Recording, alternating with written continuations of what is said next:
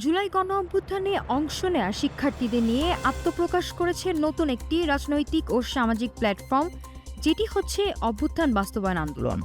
বৈষম্যহীন বাংলাদেশ গড়ার দাবি নিয়ে আজ রাজনীতিতে তাদের আনুষ্ঠানিক ঘোষণা।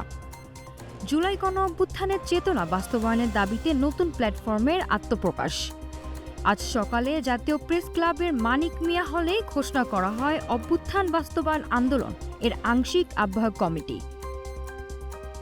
প্ল্যাটফর্মটির আহ্বায়ক হিসেবে দায়িত্ব পেয়েছেন আয়াতুল্লাহ বেহেশতি আর সদস্য সচিব শেখ নাজমুস সাকিব।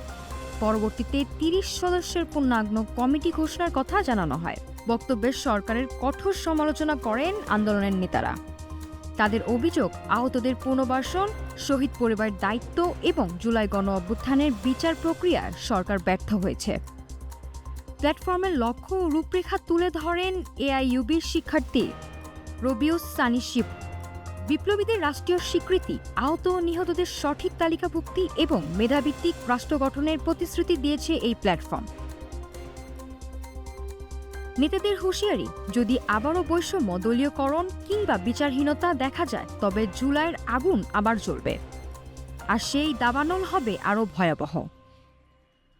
নাফিসা সামিয়া, ঢাকা টুডে।